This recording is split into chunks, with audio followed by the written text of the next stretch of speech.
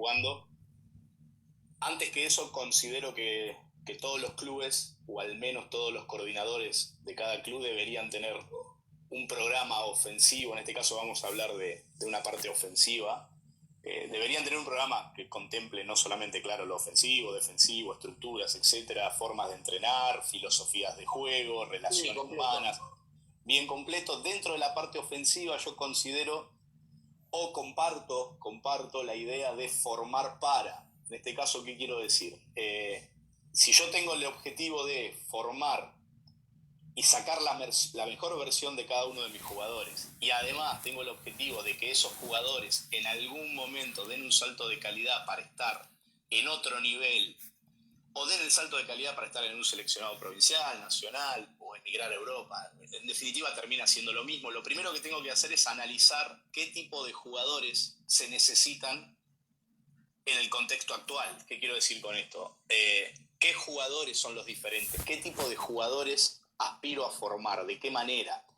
Obviamente dejo por descartado la parte humana, la parte de integración de todos los jugadores que pasen por el club. Lo que estamos hablando es de darle un orden a la táctica ofensiva que sea coherente con el inicio, con la edad, con las capacidades y con las características de cada uno de nuestros jugadores, y que tenga una correlación dentro del tiempo. En esta idea aparecen ya trabajos previos y mucho material al respecto. ¿Qué es lo conveniente enseñar tácticamente en diferentes edades? Y cómo llegar a una buena versión. En ese caso yo analicé o pensé o observé que la introducción de la táctica ofensiva cerrada, lo que podemos llamar jugadas, sí, había entrado demasiado fuerte en edades demasiado tempranas, y eso hacía que muchas de las formas de mejorar a un jugador se vieran truncadas, porque nosotros como entrenadores le dábamos las soluciones tácticas a un montón de problemas que podía tener el jugador. Entonces, lo primero que analizo es que hoy por hoy buscamos jugadores mucho más versátiles, jugadores capaces de hacer varias cosas, jugadores verticales que puedan correr la cancha. Se vio, el ejemplo más claro es así, fue la selección argentina en el Mundial en el año pasado, perdón. Donde vimos un equipo que corría la cancha perfecto, que ocupaba los espacios, que sacaba la ventaja rápida, por características de sus jugadores, está claro, y por filosofía de juego. Esa filosofía, esa idea de llegar cuanto antes a la situación ofensiva, consumir muy pocos segundos entre lo que es el recupero del balón, ya sea por rebote o por sacarlo de línea de fondo o por robo en primera línea, pero ahora lo vamos a ver a eso, llegar rápido a una situación de ataque. En esa situación de ataque considero también que con la misma formación o con la misma idea de correr la cancha, de ser ofensivos y verticales, se podría trabajar a lo largo de todos los años de formativa. Cuando hablo de todos los años de formativa, lo voy a plantear entre U13 y U19, ¿sí? Lo que yo considero la primera etapa formativa. La segunda etapa formativa para mí es a partir de los 19 hasta la edad de ser profesional. Esos 4 o 5 años para mí también son clave dentro de la formación posterior al U19. Y dentro de esa idea, la idea de llegar jugando como principal filosofía de juego dentro de mi programa, se va desglosando a lo largo de los años, desde U13 a U19. Y en cada desglose, en cada situación de juego, asocio los fundamentos necesarios para que esa filosofía esté. Básicamente sería ir del todo, como es llegar jugando, a las partes, como es el fundamento, ¿sí? Dentro de esa idea principal voy desglosando paso a paso cada una de las situaciones que corresponden a mi entender. Siempre lo que estoy hablando es de manera personal y bajo la experiencia y la idea que tengo yo. Voy desglosando para llegar a la mejor versión de cada jugador en cada edad. Hay claramente un montón de aristas, y esto es mucho más amplio de lo que vamos a exponer hoy. Yo lo que quiero que pensemos tal vez es en un disparador. Primero, de tener una filosofía antes que tener los drills de dribbling, por ejemplo. O sea, claro, exactamente. Saber qué quiere uno. Exactamente, considero que lo primero que uno tiene que tener claro es qué quiere hacer, a dónde quiere llegar, y a partir de ahí desglosar. Estamos hablando, en este caso, exclusivamente de táctica ofensiva, ¿sí? Entonces, yo planteo que ese desglose puede estar metodologizado, no sé si la palabra está bien, pero yo la uso, metodologizado a lo largo de todos los años, puede estar a lo largo de todos los años organizado, y que una cosa vaya llevando a la otra. Para encontrar un ideal de juego donde el jugador no dependa tanto de la ofensiva cerrada, donde pueda, sobre todo, reconocer ventajas de juego, sea ventaja rápida, sea ventaja estacionada, sea ventaja cerrada, si se quiere, porque la puedo generar yo, esa ventaja, no es que la ventaja aparece, y que tenga la capacidad de lectura, de reaccionar. Usando las palabras de Sergio de la Oveja, es no pensar, reaccionar a las distintas situaciones defensivas o a las distintas situaciones de juego, y tener una herramienta a la hora de, en este caso, de atacar. Entonces, hace poco veía una clínica que me disparó algún orden en esto que yo estaba pensando, una clínica de Ivonne Navarro, que es un entrenador de ACB español, que es muy bueno a mi gusto. Ivonne Navarro hablaba de los ritmos de juego. En este caso, el primer ritmo de juego que él analiza tiene que ver con el recupero del balón. Si vos estás defendiendo, el primer ritmo que aparece en el juego es un recupero rápido, ventaja de 2 contra 1, ventaja de 3 contra 2. Puede ser primera línea defensiva, puede ser un mal pase al poste bajo, recuperar el balón, 2 pases y definir. El segundo ritmo que él considera tiene que ver con el mal balance defensivo, cuando el equipo rival no balancea bien, entonces aparece un segundo pase rápido, puede ser directamente desde el recupero o desde el rebote, 2 pases rápidos, esa situación de máximo 3 contra 2, que dura no más de un segundo, segundo y medio. El tercer ritmo, que tiene que ver con la transición ofensiva, donde el balance defensivo existe, donde ya tenemos una situación de al menos un 5 contra 5 en los primeros metros ofensivos, ¿sí? Y crear ventaja en ese primer balance defensivo. Y el cuarto ritmo, Ivonne Navarro habla de 5, yo en formativa lo reduzco a 4. El cuarto ritmo sería el ataque estacionado y la intención de crear una ventaja desde el ataque. ¿Se entiende lo que digo? Entonces, esos 4 ritmos reconocidos dentro de la acción de juego, los puedo entrenar. Claramente, en el porcentaje de tiempo que le puedo dedicar al primer ritmo de juego, que es el recupero, es bajo comparado con, por ejemplo, el tercer ritmo. Este tercer ritmo del que hablo, que tiene que ver con la transición ofensiva, pasar de la situación defensiva al ataque lo más rápido posible y leer una ventaja lo más rápido posible, a veces no lo entrenamos. A veces pasamos demasiado rápido al último cuarto ritmo. Exactamente, que es el ataque estacionado. Entonces, si yo le dedico en un entrenamiento el 40 o el 50% de mi trabajo ofensivo al ataque estacionado, me estoy perdiendo la posibilidad de correr. ¿Y qué gano con correr? Acá te voy a invertir la cámara para charlar un poco de esto. ¿Sí? Permiso, ¿no? Vale. Puedo decirme si más o menos se ve. Bien. Ahí estamos. Bien. Este tercer ritmo del que hablo tiene la posibilidad de darme una lectura rápida de la ventaja por emparejamiento. Ahí está. Bien, perfecto. Este tercer ritmo tiene la posibilidad de darme una primera ventaja rápida por emparejamiento, ahora lo vamos a ver en gráfico. Tiene la posibilidad de generar una ventaja porque hay baja o nula ayuda defensiva. Imaginémonos un equipo corriendo en balance defensivo, es muy difícil. Y acá te voy a algo bastante, entre comillas, medio polémico en el último tiempo. En una situación de U13 donde hablamos de reglamentos y hablamos de ocupación de espacio de los defensores, si hay 2-1 al balón, etcétera, etcétera. ¿Qué pasa si yo en U13, por ejemplo, enseño a generar una ventaja rápida antes de que se establezca cualquier tipo de ayuda? Si yo ofensivamente tengo esta idea, casi que no debería preocuparme por la parte reglamentaria. Por la parte reglamentaria. Exactamente. Coincido. Y después me da la posibilidad, este tercer ritmo, de iniciar cualquier comportamiento que yo quiera con más de 18 segundos de juego. Hoy 18, 19 segundos, 17 si lo queremos hablar mejor, en formativas, es muchísimo tiempo. Es muchísimo tiempo. Entonces, a partir de esa idea, acá se ve bien, vamos a hablar del cuadro de la izquierda, simple. Y en esto me parece tremendamente importante al inicio de esta idea. Si no observe la posición de los jugadores, ni siquiera el número.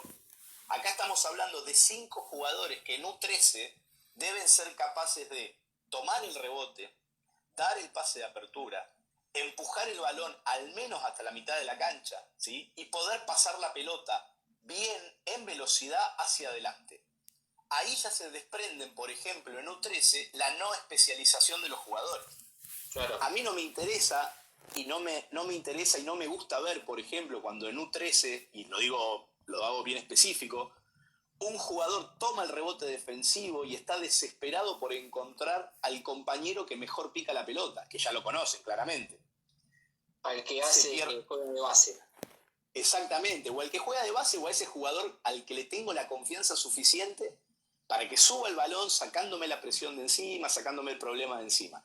Yo digo, si nosotros consideramos que todos los jugadores deben ser capaces en U13, independientemente del tamaño, del talento, obviamente va a haber situaciones de juego donde el jugador, entre comillas, diferente, tome mayor protagonismo. Pero lo que no podemos hacer es restarle protagonismo a los otros 11 jugadores. Entonces, yo desde mi discurso y desde mi entrenamiento en el día a día, les enseño a los jugadores a hacer absolutamente todo lo que es necesario para esta filosofía de correr.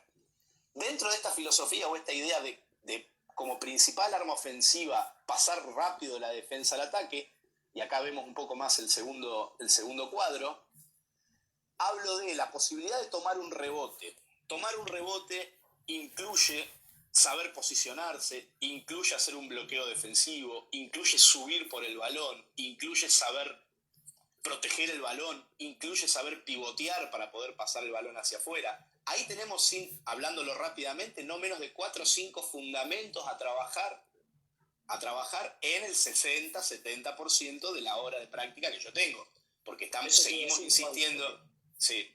Involucramos varios fundamentos y es clave esto, ¿no? Bueno, justo lo que acaba de decir, invertir en esos fundamentos. Exactamente, porque también sería un error con esta idea de querer correr la cancha, no enseñar a hacer un pase de apertura o hacer un pase a una mano si el defensor está en este caso entre el 5 y el 2, por ejemplo. Sí. Poder agarrar y decir, bueno, paso la mano, en este caso con la mano derecha, al 1 que va a empujar el balón. Pero ¿qué aparece también? Aparece la posibilidad de que el 5 tome el rebote, no el jugador pivot, sino el jugador que en este caso toma el rebote. Cualquiera de los jugadores no vea pase de apertura o decida, porque no hay nadie delante del salir picando la pelota.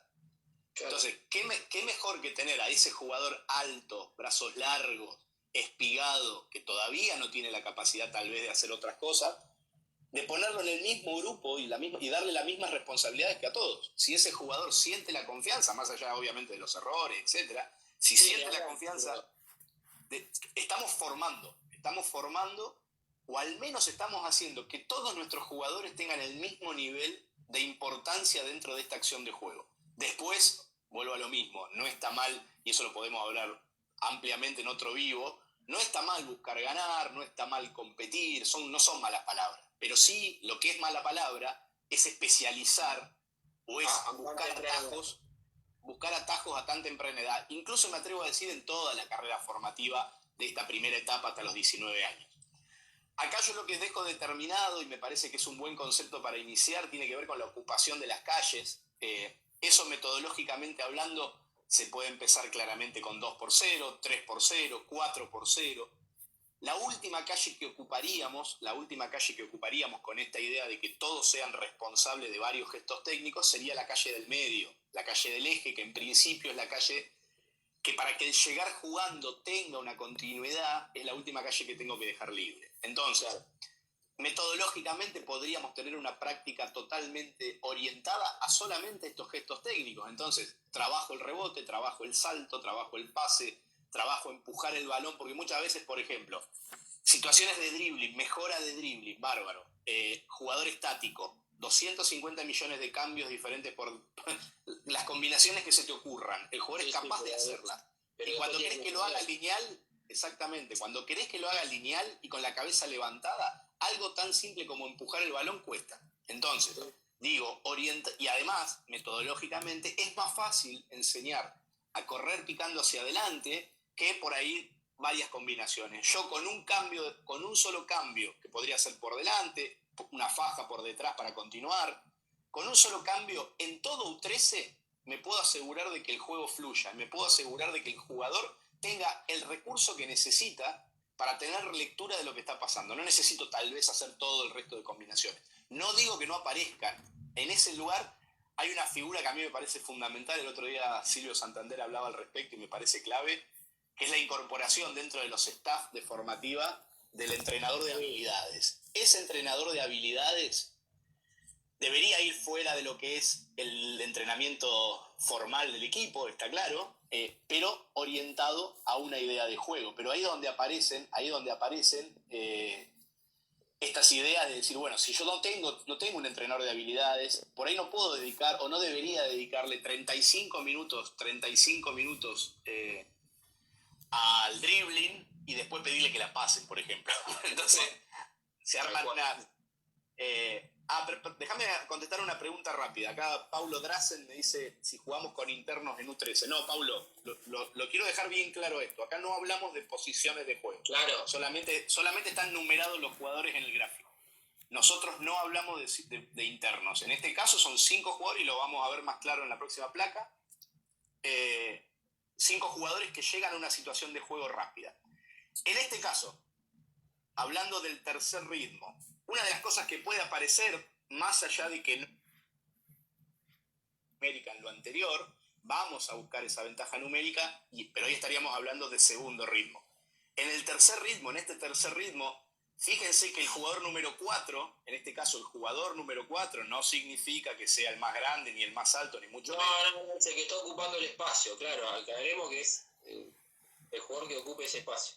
Bien, lee una ventaja respecto al defensor número 2, y esto pasa en el juego, y a veces, por formalizar demasiado las ofensivas, ese jugador número 4, en vez de recuperar rápido o de buscar rápido la ofensiva y la ventaja, se abre o ocupa un lugar que no tiene que ocupar, porque nosotros no fomentamos la búsqueda de la ventaja rápida. En este caso se nota bien, el 4 ve que hay una ventaja porque el jugador número 2 está en una posición que no es buena defensivamente hablando. El 1 que empujó el balón o al que tiene el balón en este momento lee esa ventaja, puede ser un pase directo, puede ser un pase triangulándolo, incluso puede ser el pase directamente al 4 para que haga la bandeja y el que tenga que cerrar esa situación es el 2. Quiero decir con esto solamente como gráfico y como idea, cada uno de los conceptos que yo les voy contando son mucho más amplios, pero ahí es donde debe entrar la filosofía de cada entrenador, la idea de cada entrenador. Puede haber un entrenador que diga, no, si la ventaja no está rápida en esa ventaja donde el 4 va más rápido que el defensor 4, que se abra directamente porque quiero espacio. Claro. Ahí aparece otra situación como por ejemplo esta. Fíjense la situación donde el 1 llega con el balón y el defensor del 4 en este caso, está muy pegado y pasa muchísimo en U13 y pasa muchísimo en U15. ¿Por qué detenemos el balón nosotros en esa situación? Muchas veces el jugador lo detiene porque nosotros entrenamos básquet estacionado. Entrenamos el 5 contra 5 y donde el jugador ve 5 jugadores defensores delante, no se anima a jugar un 1 contra 1. ¿Y qué mejor situación de 1 contra 1 hay que venir con el balón en velocidad? Exactamente, venir con el balón en velocidad, con el defensor, en este caso del 1, sin tener muy claro a dónde ir y sin tener a nadie detrás. Generaríamos una ventaja rápida si fuésemos capaces de poner el balón en el piso. Ahí entra la verticalidad que estamos buscando en los jugadores del futuro. Capaces no solamente hoy de tirar de 3 puntos, como es no solamente a la moda, sino que es lo que se hace. Hoy el jugador que tira de 3 puntos, pero que además es capaz de con un primer paso romper la primera línea defensiva, genera muchísimo. Entonces, esa primera ventaja, que en este caso la puede hacer el 1 o puedo dar un pase más al 2. Si yo le doy un pase al 2, la situación es exactamente la misma. El 2 puede atacar o por línea final o ocupando el medio, y ahí entran algunos conceptos de comportamientos, ¿sí?, que cada entrenador tenga en su filosofía. Si yo rompo 45 en ese caso, ¿qué hace el jugador número 2? ¿Qué hace el jugador número 5? Y ahí entra la idea. Pero, repito, fíjense que todos los gráficos están en situaciones de venir corriendo. Pero ¿quién viene corriendo? Los 5 jugadores tienen la capacidad de empujar el balón, los 5 jugadores tienen la capacidad de dar el primer pase, etcétera, etcétera. En esa formación de llegar jugando, según la edad, podemos incorporar claramente cualquiera de las ofensivas abiertas que están recomendadas para cada edad. U13, por ejemplo. Llegó jugando el 4, que no tiene ventaja, no tuvo ningún tipo de ventaja. ¿Qué hace? Se abre, en este caso, ¿no? El jugador se abre. El 5, que era el último jugador que llegaba, el único espacio que ve disponible es el eje, ¿sí? En esta situación, en este gráfico, y entro automáticamente en pasar y cortar. Claro. Entonces, esa situación yo la puedo hacer no solamente, y vuelvo para atrás, no solamente así, sino el 1 pasándole la pelota al 2. Si el 1 le pasa la pelota al 2, ¿a dónde debería ir el 5? A ocupar la calle de 45. Y lo puede hacer directamente mientras viene corriendo, porque lee que a 45 la pelota estaría en la esquina, estaría en el jugador número 2. Ve que a 45 no hay nadie, reemplazo directamente desde la carrera. Gané no menos de 2 o 3 segundos en la acción. Y muchas veces ese cambio de dirección del 5 que venía por la calle central y ocupa 45, ese mismo cambio de dirección hace que yo pueda recibir el balón de 2 y tener ventaja para atacar. Iniciar lo que para mí es mucho más práctico que el pasar y cortar, que tiene que ver con romper y descargar, o buscar atacar el aro. El pasar y cortar sirve para iniciar el movimiento de la defensa. Bueno, yo propongo iniciar ese momento de la defensa 2 o 3 segundos antes, desde la llegada del jugador, sin especializar. Hablamos de U13, pasamos a U14, tenemos U15 y la situación podría cambiar, podría buscar. Sí, decime, vamos para atrás. Decime.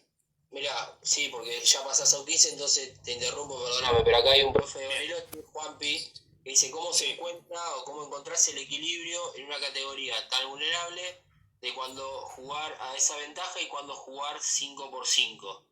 Bien, en ese caso, independientemente de que todo es suma de trabajo, yo pongo como primordial la lectura de la ventaja. La lectura de la ventaja. 5 contra 5.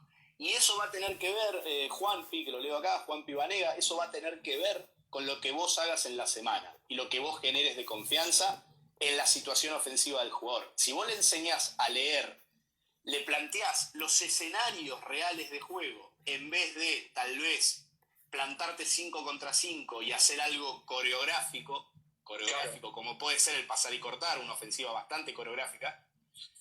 Si vos lográs eso en la semana, seguramente el jugador con más o menos tiempo sea capaz de leer la ventaja. Y si no la lee, al menos generarla, porque primero sería leerla, está claro, saber dónde está la ventaja. Sí.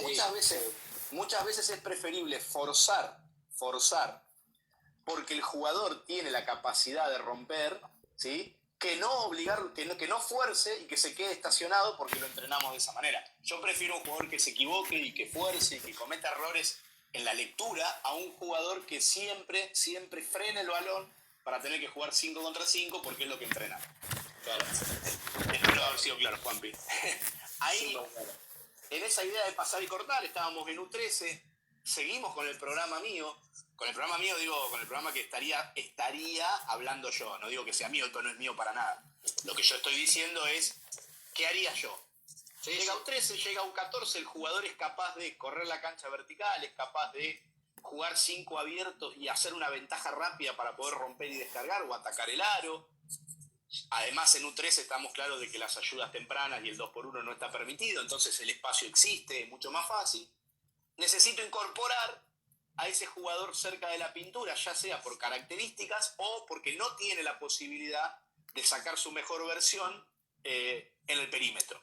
Vuelvo a lo mismo, puede ser un pivot, ojalá 14 años, 2,5 metros, o un 81, tal vez con algo de sobrepeso, que no pueda jugar del perímetro, y yo en ese sentido soy claro, prefiero que ese jugador esté en la cancha, siempre. Entonces, como yo quiero que ese chico esté en la cancha y esté en el club, le tengo que dar soluciones y le tengo que dar posibilidades de comportarse en algún lugar de la cancha que le resulte cómodo. Más allá de, obviamente, formar. En esa idea entramos al 4 perimetrales y un interno. Con la misma idea. El jugador número 4 que vino primero, que llegó primero porque llegó primero a la pintura, se queda estacionado en la pintura. El jugador número 5 ocupa el espacio, ¿sí? Ocupa el espacio y ya tengo una formación de 4-1. ¿sí? Puede ser claramente que el jugador número 4 sea extremadamente perimetral o no tenga ventaja en el poste bajo, se abra la esquina que está libre y el 5 que viene corriendo ocupa ese espacio y cae al poste bajo. Entonces, tengo acá como aparece la formación de 4-1 y todos los conceptos que los entrenadores ya manejamos en 4-1. Pero acá gané muchísima velocidad y muchísimo tiempo de posesión y además tengo la posibilidad de que ese 5, ese jugador que va a ocupar el espacio de la pintura, sea o no sea el pivot de mi equipo o el que yo considero pivot, eso siempre vamos a hablar, al menos hasta U16, hablo de 5 jugadores capaces de hacer todas las acciones. Ese jugador lee que tiene ventaja y una ventaja muchas veces no tiene que ver con la diferencia de tamaño. Puede ser que el defensor del 5 esté sellando por arriba y yo con un pase al 2 y un pase del 2 al 5 tenga un buen ángulo para que el jugador pueda tirar cerca del aro. Puede hacer que el jugador número 1 que llegó con dribbling ante la caída del 5 tenga el espacio para penetrar y cuando el defensor del 5 salte, hacer un pase corto y todas las opciones que se les ocurran con 4-1. 4-1, 5-0, las dos acciones llegamos de la misma manera. Exactamente. ¿Hacemos una pausa o sigo ahí? Sí. No, Juan, te hago una consulta. 4-1, U14, yo te contaba que U15. U15, el lugar del interno, ¿te gusta que lo sepan jugar todo, que lo aprendan todos, tanto los aleros como los perimetrales, ¿no? A veces por ahí, ¿cómo lo manejas eso? Más allá de que esto que decís vos, por ahí tengo un jugador que necesito darle un lugar, que por ahí haces igual que todos tus jugadores pasen por ese lugar y sepan jugar esa posición. Sí, sin duda. Me parece clave que el jugador comprenda y entienda, no solamente por la ventaja que puede haber, sino para que entienda y comprenda el juego. No podemos solamente enseñar a jugar mirando de frente, no podemos enseñar a jugar con la pelota en la mano. Hay un montón de cosas que aparecen, que tienen que ver con darle al jugador todas las herramientas posibles, en este caso son tácticas, o sea, la ubicación la considero más táctica que otra cosa, herramientas tácticas para el desenvolvimiento posterior. Vuelvo a lo mismo, ese norte de cada jugador, la responsabilidad nuestra como entrenadores formativos es que cada jugador cuando termine su etapa formativa sea capaz de comprender y de hacer a su manera, bajo sus propios límites, todos los aspectos posibles del juego o todos los escenarios que sean planteados. Por eso es necesario tener, me parece, una filosofía de club primero, antes que cualquier otra cosa, porque independientemente de que si el jugador pasa de un entrenador a otro, no es lo mismo, exactamente, no es lo mismo preparar a un jugador porque el básquetbol moderno me dice que además de tirar de 3 puntos tengo que ser capaz de correr la cancha, jugar ventajas rápidas, poner la pelota en el piso con máximo 2 dribbling para poder atacar, tener muchísimas formas de definir ante distintos tipos de defensa. Todas esas cosas que aparecen van a aparecer dentro del programa del club. En este caso, yo pondría como título del programa del club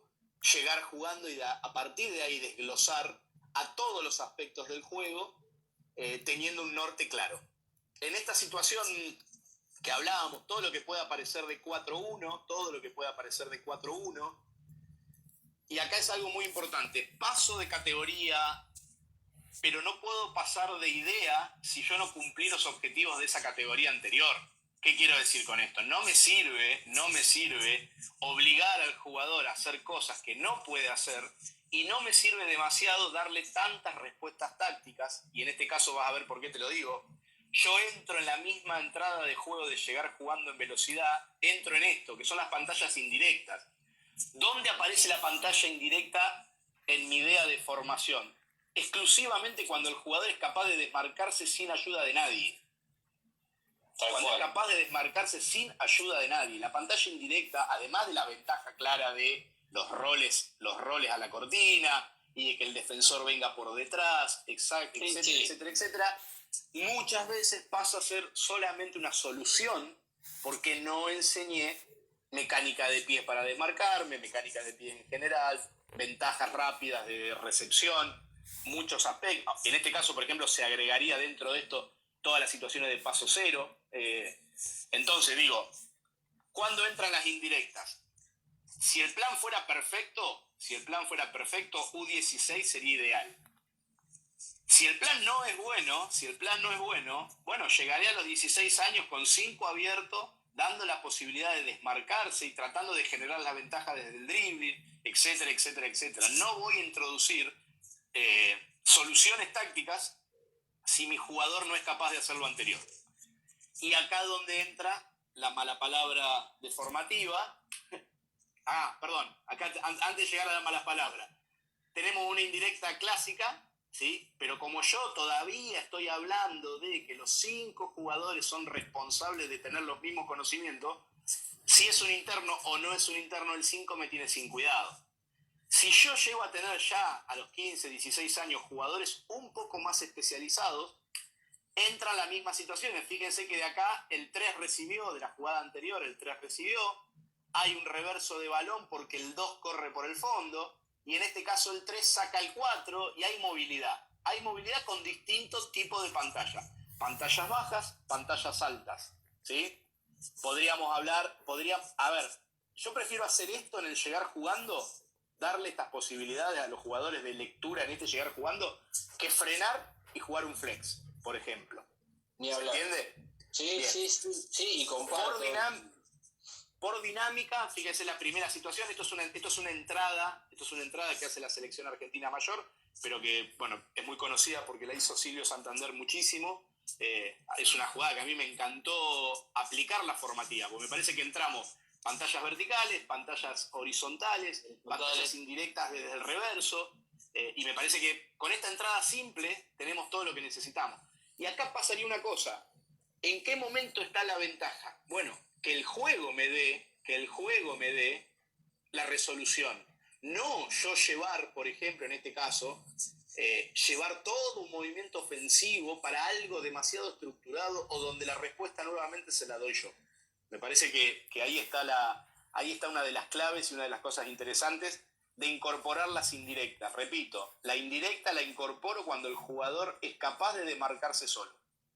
Y no es algo fácil, ¿eh? Me ha pasado en selección nacional traer jugadores por primera vez, cometer el error de introducir ideas de juego y ver que previo a eso había un problema para desmarcarse, porque tal vez esos jugadores en sus respectivas federaciones o sus respectivas provincias no necesitaban desmarcarse porque el balón lo recibían ¿dónde? Acá, directamente. Entonces no teníamos problemas. Cuando llega una situación donde el balance defensivo es bueno, donde la oposición es buena, necesito saber desmarcarme. Cuando los jugadores vimos nosotros, porque además mandábamos trabajo y hablábamos con los profes, porque muchas veces no es culpa del entrenador, eso está clarísimo. Hablo con el entrenador y me dice, sí, la verdad que se me pasó, o la verdad que estamos en otra cosa en el equipo y no tengo tiempo para trabajar ese fundamento, y todo es válido. Empezamos a incorporar los desmarques y las ventajas rápidas, y a partir de ahí recién introducimos nosotros el anteaño pasado en realidad U15 con selección nacional, introducimos las indirectas. Nosotros en U15 no usamos pantallas directas todavía porque considerábamos que era importante el desarrollo del 1 contra 1 o de acciones de este tipo en vez de darle la solución de lo que sería un pick and roll. Juan, me detengo en esto porque es muy importante esto que estás remarcando, ¿no? Yo enseño las indirectas a partir de que mis jugadores aprenden a desmarcarse por sí solos. Me parece que es clave. Hace unos meses yo tuve un intercambio de opiniones y estábamos hablando de básquet con un entrenador, estábamos en U13, estábamos